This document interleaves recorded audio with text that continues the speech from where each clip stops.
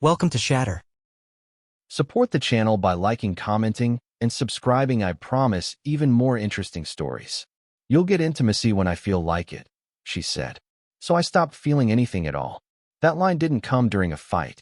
There was no yelling, no name-calling, just dinner on the stove, a glass of wine in her hand, and that cold tone she used when she wanted control disguised as confidence. Her name was Rachel. We'd been together 3 years, lived together for 1. And for the last 6 months, something had shifted, something subtle, but corrosive. It started with sarcasm, then dismissiveness, then withholding affection like it was a resource that needed to be earned. I ignored the signs at first, thought maybe she was stressed. Work, hormones, something she'd snap out of. But people don't snap out of power. They feed on it. That night, I had reached for her, just a hand on her waist while she was washing dishes. Not lust, not a demand, just closeness, the kind we used to share without thinking. She shrugged me off. Dry hands, no eye contact. And then came the line. You'll get intimacy when I feel like it. Like it was a privilege I'd failed to qualify for. I didn't argue, didn't beg. I just walked to the bedroom, sat on the edge of the bed, and stared at the floor. That was the last time I reached for her. What followed wasn't war. It was the beginning of an emotional freeze. She didn't notice at first. Thought it was another one of my silent moods. But I wasn't sulking. I was transitioning. I stopped initiating conversations. Stopped planning our weekends. Stopped caring whether she liked the food I cooked or if she noticed I stopped shaving. She noticed the distance, but thought it was temporary. Something she could melt with a wink or a compliment. What she didn't know was that I was already studying the blueprint for escape. And the colder she got, the more precise I became. She started using phrases like, "You've changed," and "Where's your passion?" I didn't respond. Because when someone turns connection into a performance, the only way to win is to stop buying tickets. A week later, I canceled our anniversary dinner. Told her I had a work conflict. There was no conflict. I sat in my car outside the restaurant and watched couples go in, holding hands, laughing. Something we hadn't done in months. And I felt nothing. Not rage. Not sadness. Just the clarity of a man who'd finally stopped trying to win a game where the rules changed every time he got close. She thought withholding love gave her power. But she forgot one thing. The second a man stops asking for what he deserves is the second he starts preparing to leave everything behind. And I was already halfway out the door. By the end of that week, Rachel started acting confused. She'd walk into the room and linger longer, watching me with that slight tilt of the head she used when trying to read me. Like I was some puzzle she'd solved a dozen times, but couldn't figure out now. She asked if I was okay. Said I seemed distant. I told her I was fine. Because technically I was. I wasn't angry anymore. I wasn't bitter. I wasn't resentful. I was just done, quietly, fully, and without a trace of regret. There's a kind of peace that hits you when you finally stop trying. Not the kind of "let's take a break" peace. The kind that says, "I'm not fixing this. I'm letting it rot." Rachel, of course, didn't see the rot yet. She still thought it could be reversed with charm. One night, she walked into the bedroom wearing the same silk robe she used to pull out on birthdays and hotel weekends. She leaned against the doorway, waiting for a reaction. I didn't even look up. She asked if I wanted to talk. But it was never about talking. It was about her staying in control of the emotional tempo. And for the first time, I didn't hand her the remote. I just said I was tired. She stood there for a second, robe shifting under the hallway light, then walked away, confused, not rejected. She still thought this was about punishment. It wasn't. It was about clarity. The next day, I booked a storage unit across town. Just a small one, barely big enough for boxes of documents, winter coats, and 2 suitcases. I didn't need much. Just a place that didn't smell like a relationship that had died pretending to be alive. I moved things slowly, one trip at a time, always when she was at work. No confrontation, no discussions. I wasn't hiding. I was preparing. She started sending longer texts during the day. Memes. Inside jokes. Even old photos of us at the lake from 2 summers ago. I didn't ignore them. I just reacted like a stranger would. One-word replies. A thumbs up. Neutral energy. Because nothing confuses someone who's used to power like indifference. And every time she reached, I stepped further back, not to hurt her, but to reclaim the space I had been giving away for free. There was a time I would have fought to get back what we lost. But I wasn't that man anymore. That man used to ask for permission. The man I was becoming didn't wait for approval to disappear. And the scariest part for her? I didn't slam any doors. I just started locking them behind me. The human mind doesn't panic when it loses something. It panics when it realizes it never had control to begin with. Rachel was starting to panic. Not with screaming. Not with threats. That came later. First came the performance. She started cooking again. Not just takeout warmed in the oven, actual meals. Lasagna, stir-fry, the ribs I once said reminded me of my childhood. She set the table, lit candles, played soft music like nothing was off. I came home late that night on purpose. When I walked in, she gave a soft, "Hey you," like she used to when we were good. I nodded, walked past the kitchen, dropped my keys in the bowl, sat in silence. She waited for me to crack. For a compliment, a thank you, a sign that the spell was working. But there was nothing left to enchant. I said I'd already eaten. That's when she realized I wasn't starving anymore. For food, for affection, or for her. She smiled tight and sat across from me anyway. Tried asking about my day. I answered in pieces. Not rude. Just economical. I wasn't being cruel. I was being final. She tried one more tactic that night. She came into the bedroom hours later, slow steps, wearing nothing but that same silk robe. I was already lying in bed, reading. Calm. She leaned against the doorframe and asked, "Do you still find me attractive?" I didn't even blink. "You look the same," I said. And that was the problem. Because she didn't want to be seen. She wanted to be wanted. And that power, her power, was gone. She left the room that night without saying anything else. 2 days later, she tried a different method. Tears. She waited until we were brushing our teeth, looked at me through the mirror, and said she felt disconnected. She said, "I feel like you're slipping away." She wasn't wrong. But slipping implies a lack of control. This was a decision.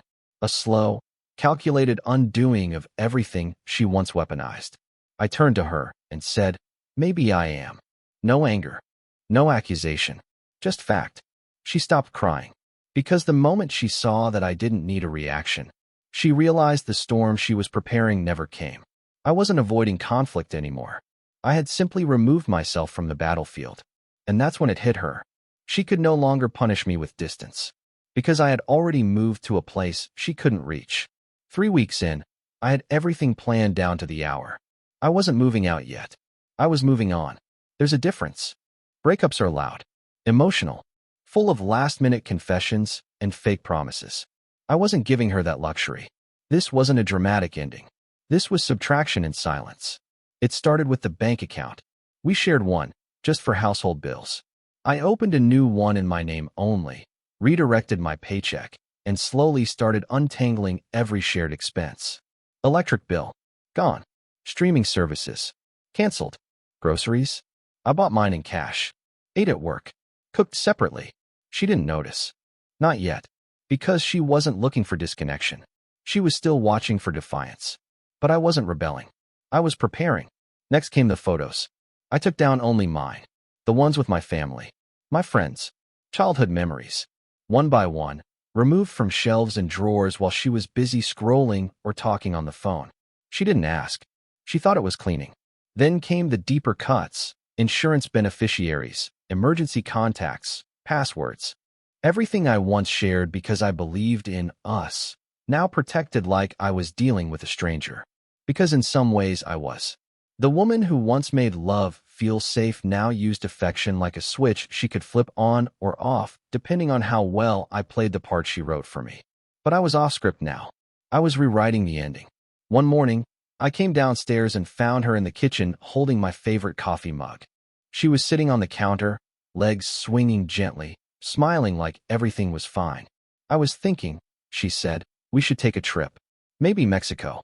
Reset a little." I looked at her for a second. A part of me wanted to scream. Now you want to reset? Now.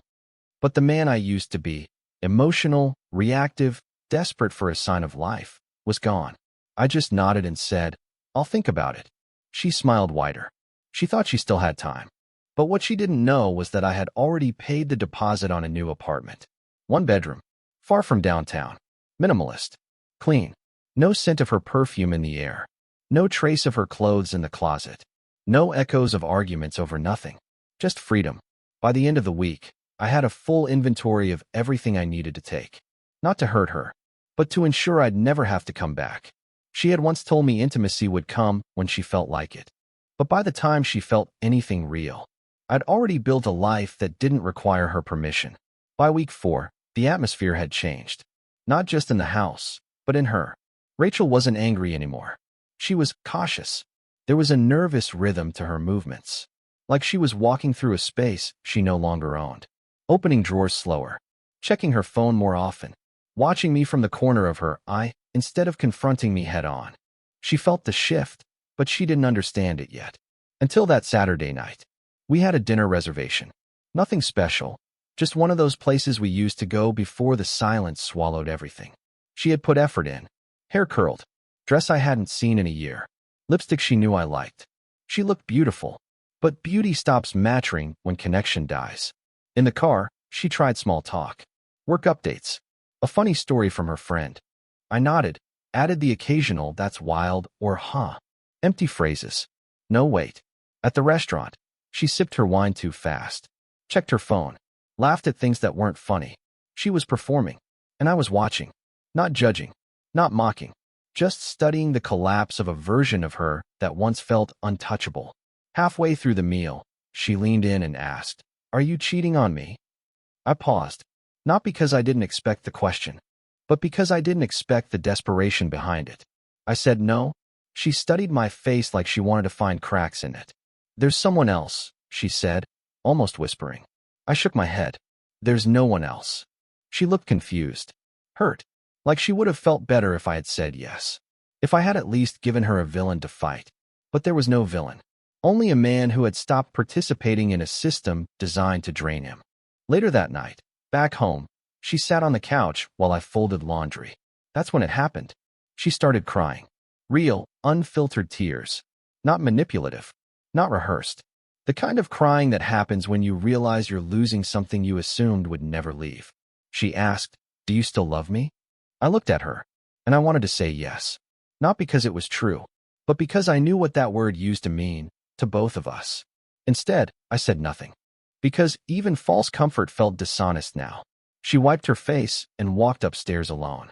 And I sat there, calm, folding t-shirts into stacks. Not as a punishment, but as a ritual. Because when a man reaches peace without needing permission, that's when he becomes someone a woman like Rachel can't reach anymore. I signed the lease on a Wednesday. The agent handed me the keys like it was any other transaction. To him, it was just paperwork. To me, it was the first breath I'd taken in months that didn't feel filtered through her expectations. A modest apartment, nothing fancy. 1 bedroom, clean walls, a balcony with space for a chair and silence. No perfume in the air. No echo of doors slammed during fights that started with sighs and ended with silence. Just air. I didn't move in that day. I just walked the empty space, stood in the kitchen and ran my hand along the counter, opened every cabinet, turned on the bathroom light, let the quiet swallow me whole. This was mine now. No more walking on eggshells. No more calculating her mood before I spoke. No more asking for affection like a child asking permission. The next day, I started moving small things, my tools, my documents, my personal files. I told her I was reorganizing the garage. She didn't question it. She had grown used to me being distant. She didn't realize she was no longer included in the map.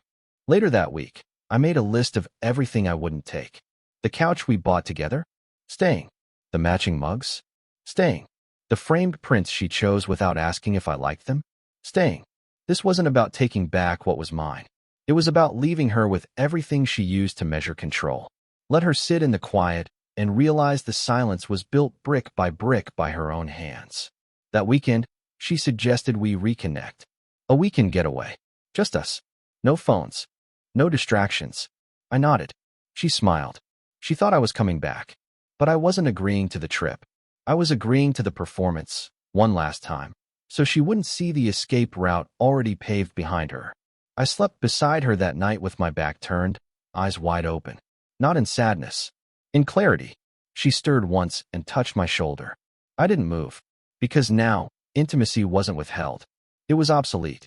The next morning, I loaded my car with the first real load, my clothes, a few books, the photo of my dad I kept hidden in my sock drawer. And I drove across town without looking back. No tears, no second thoughts, just silence. She once said I'd get closeness when she felt like giving it. But now, I'd built a life so distant. She couldn't even find where to knock. By week 5, the cracks in her illusion started to show. She noticed the missing shoes first. Then the drawer in the hallway, empty except for a few spare batteries. She asked, "Are you cleaning out your stuff?" I shrugged. "Just organizing." She looked at me differently that day. Her voice lost its edge. It sounded cautious, uncertain, like she knew what was happening but didn't want it spoken out loud. But she started paying attention. She opened closets. She looked under the bed. She noticed the toothbrush in the bathroom was no longer mine. That night, she cooked dinner again. Sat across from me, didn't touch her food. Finally, she said, "What's going on with you?" I looked at her, and for the first time, I didn't pretend. "I'm leaving," I said. Just that. Nothing else. No build-up. No emotion. She blinked. Then she laughed.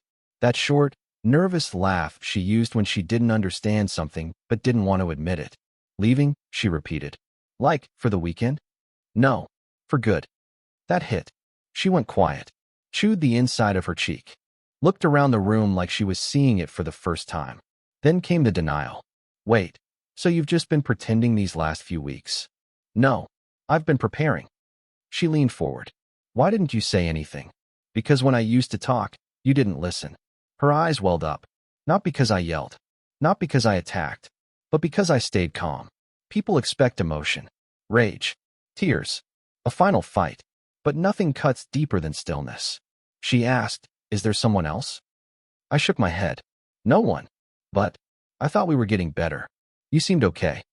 "That's because I stopped expecting anything." She stood up, then sat back down. Couldn't decide if she wanted to fight or beg. Couldn't find her role in the scene. Because she wasn't directing this one. I was. And the worst part? There were no raised voices.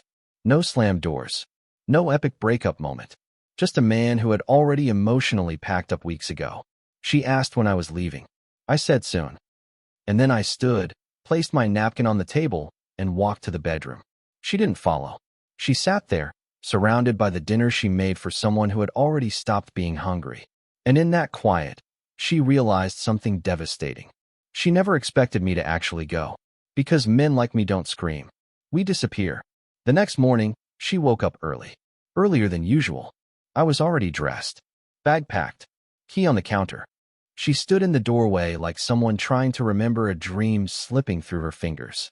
I didn't look at her. I didn't have to. She knew. She asked, "So that's it?" I zipped my bag. Yeah. No conversation.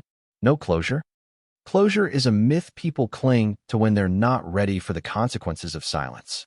I had no words left. She tried stepping between me and the door. "Can we just talk?" Talk. The thing she withheld for months when I needed it most. The currency she spent only when she was in control. Now she wanted to talk. Now that I was leaving. She put her hand on my chest. "I didn't mean to hurt you," she said. But hurt isn't always sharp. Sometimes it's slow. Quiet. Like erosion. You don't realize it's happened until one day you stand in the same room and feel like a stranger. That's what she turned me into. I said nothing. She tried again. "I thought you'd always be here." There it was. The truth. She didn't love me. She depended on me staying. And she confused that dependency for connection. I stepped past her. She grabbed my wrist. "Please," she whispered. "Let's just start over." But that's the thing. You don't start over with someone who taught you love comes with conditions. You don't rebuild in the same place where the foundation rotted from neglect. I looked her in the eye and said, "You once said I'd get closeness when you felt like giving it." She nodded slowly, regret building in her eyes. I leaned closer. "And now I feel nothing." Her hand dropped, and I walked out. No yelling. No suitcase thrown down the stairs. No crying in the rain. Just a door closing behind me. Outside, the air felt colder, but cleaner. I could breathe. I got in my car and didn't check the rearview mirror once. Because there was nothing worth seeing back there. No future. No growth. No peace. Just a memory of who I used to be, trapped in a house with someone who thought love was a reward for obedience. I wasn't obedient anymore. I was free. And as I drove toward my new place, with no music, no phone calls, just the hum of tires on pavement, I knew she was behind me, in that house, staring at the silence she once used as a weapon. But this time, it wasn't hers. It was mine. And it was permanent. The first text came 2 days later. Just a simple, "Hey." I ignored it. Then another, "Can we talk?" I still didn't respond. She didn't deserve silence. She earned it. The next day, she called. I watched the phone buzz on my new kitchen counter, clean, untouched, free of her fingerprints. I let it ring. Then again, and again, 12 missed calls. No voicemails. Because even now, she didn't know how to speak when she wasn't directing the script. By the end of the week, she tried the guilt route. A long message about how I meant more to her than I realized. How she was just scared. How she thought withholding affection would make me work harder to prove I loved her. But I had already worked enough. Love isn't a contest. And I was done competing. I didn't block her. I didn't erase her. I let her sit in her own echo chamber, where every unanswered message became a mirror. And that's what broke her. Not the fact that I was gone, but that I was gone without rage, without begging, without one final argument to give her closure. One evening, I came home to find her standing outside my apartment building. She must have followed the bank statements or traced something from the account we used to share. She stood there with her coat barely on, eyes red, holding a box of things she thought I might want. I opened the front door and stepped out, stood on the concrete, hands in my jacket pockets. She started talking, fast, desperate, memories, promises, regrets. She said she'd go to therapy. She said she'd change. She said she missed the way I used to look at her. I didn't say a word. Because there are moments when a man's silence doesn't mean hesitation. It means conclusion. She finally asked, "So this is it?" I nodded. She stood there, shaking, lips trembling. And for a second, I thought she'd throw the box at me. Instead, she set it down and walked away. No goodbye, no final plea, just the sound of her footsteps fading into the night. I left the box untouched, let it sit there for hours. Eventually, I picked it up and dropped it in the dumpster. Not out of bitterness, but because the man she had built that box for didn't live here anymore. He never would again. 6 months passed, and for the first time in years, I felt like myself again. Not the version of me she shaped. Not the man who waited for affection like it was oxygen. The real version. The one who laughed without second-guessing. Who walked into rooms without adjusting his tone. The silence wasn't lonely. It was liberating. I filled the apartment slowly, intentionally. A bookshelf. A single armchair I actually liked. Plants. Real ones. Not just for aesthetics, but because I wanted something living in the space that wasn't tied to memory. I started going back to the gym. Saw friends I hadn't made time for in years. I even picked up photography again, something I dropped when she told me it was a waste of time. Turns out, I had a good eye. Every weekend, I'd go out early, capture light breaking through alleyways or kids playing by the waterfront. I didn't post the pictures. Didn't share them. They were just mine. And that was enough. Then one afternoon, I was standing in line at the grocery store, milk, eggs, coffee, and I heard her voice. Behind me. I didn't have to turn around. I knew that tone. Soft. Controlled. The one she used when she wasn't sure if she was the villain or the victim. I turned. She was there, holding a basket. Eyes wide. Like she'd seen a ghost. She said my name. I nodded. There was a pause. Long enough to feel like something should be said, but not long enough for me to pretend I owed her anything. "You look different," she said. I did. Because I was. I asked, "You good?" She blinked. That question, it shook her. Not because it was cold, but because it wasn't an opening. It was a boundary. She said she was fine. Said life had been quiet. Her voice lingered like she hoped I'd take the bait. I didn't. I said good. Turned back to the cashier. Paid for my things. And walked out. No looking back. Because I wasn't curious. I wasn't angry. I was done. She once told me I'd get closeness when she felt like giving it. But now, I don't need permission. I don't need closure. And I definitely don't need her. Some people think silence is the absence of emotion. But for men like me, silence is what finally sets us free. What would you have done in my place? If the story hit you, leave a like. And don't forget to subscribe. It only gets stronger from here.